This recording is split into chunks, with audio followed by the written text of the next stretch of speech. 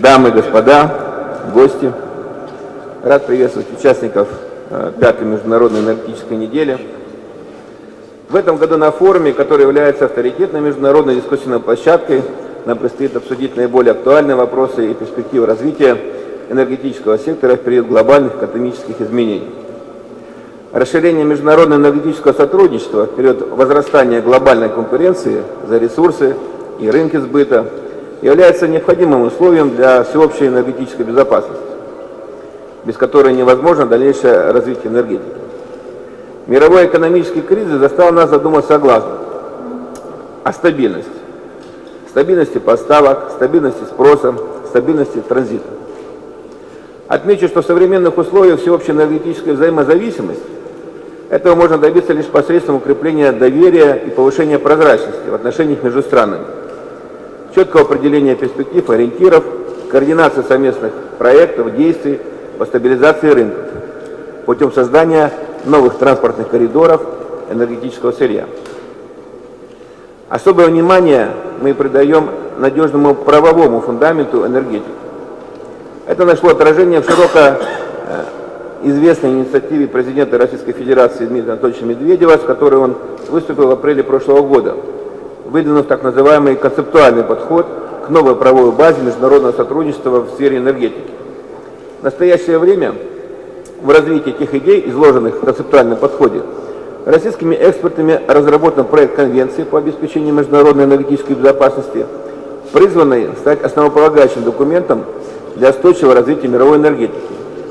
Хотел бы поделиться с вами нашим удовлетворением, что презентация этих документов, которая, например, недавно состоялась на площадке энергетической хартии, прошла очень успешно, и в том числе идеи, заложенные в Конвенции, будут приняты для реформирования подходов идей энергетической хартии.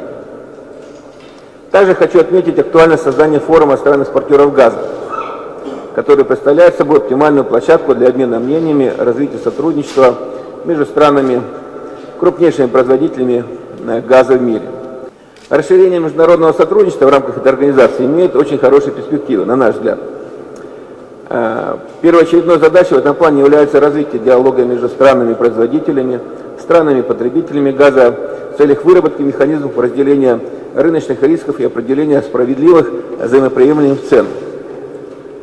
Мы очень рады, что на площадке форума стран-экспортеров газа был подготовлен проект так называемой газовой глобальной инициативы, которую мы будем обсуждать в ближайшее время в Дохе, в Катаре на министерской встрече.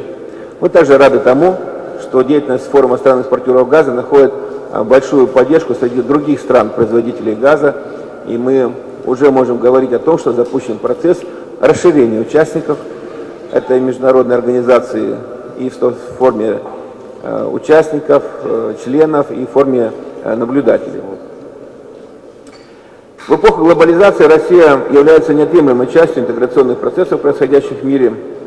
Мы являемся одними из крупнейших в мире мировых владельцами мировых запасов энергоресурсов, являемся надежным поставщиком углеводородов, вносим существенный вклад в мировую энергетическую безопасность.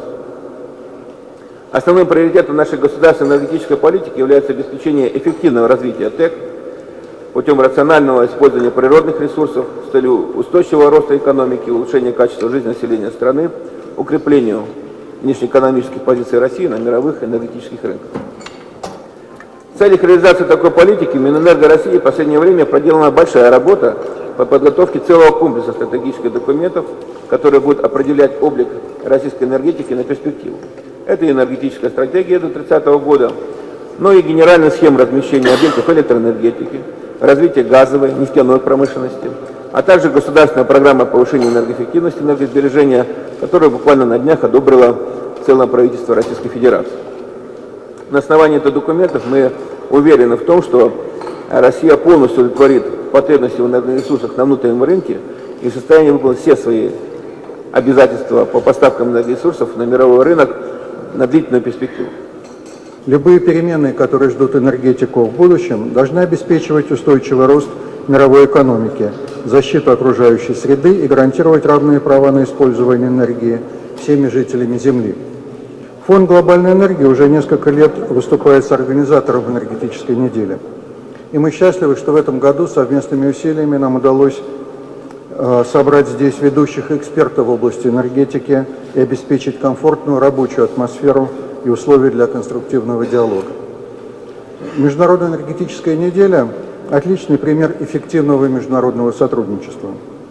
Что нас, Фонд глобальная энергия и Международную энергетическую неделю объединяет? Это общность задач. Во-первых, пропаганда достижений мировой энергетики. Во-вторых, ускорение внедрения разработок и мировых энергоэффективных инновационных достижений. В-третьих, поиск и стимулирование ученых, бизнесменов, политиков, всех, кто прилагает усилия к реализации найденных решений.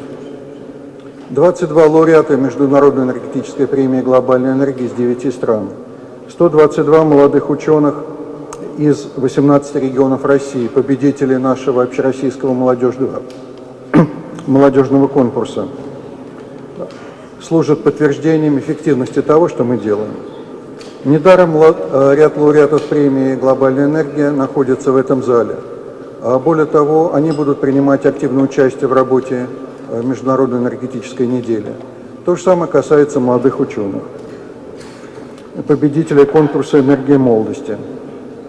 Наряду с большой премией мы создали и реализуем десяток различных программ. И в этом ряду проект «Энергия молодости» стоит в особом ряду. Впервые на этой неделе один из дней целиком посвящен молодым специалистам. Состоится отдельная сессия для молодых ученых, которая носит говорящее название «Энергия молодости. Инновационному развитию России». Позвольте от имени исполнительного комитета СНГ, его председателя Сергея Лебедева, приветствовать участников 5-й Международной энергетической недели и Всероссийской недели нефти и газа. Убежден, что обсуждение вопросов повестки дня этого важного форума позволит увидеть очертания энергетики будущего, определить направления и форматы международного сотрудничества в этой важнейшей сфере экономики. В стадии рассмотрения высшими органами СНГ находится разработанный нашими специалистами и учеными с использованием методологии Международного энергетического агентства и Всемирного банка прогноз производства и потребления энергоресурсов государств-участников СНГ на период до 2020 года. В частности, достижение предполагаемого роста производства и потребления электроэнергии 30-40% потребует реализации сложного комплекса мероприятий по модернизации энергетики, продвижению инновационных решений и, безусловно, расширение форматов международного сотрудничества.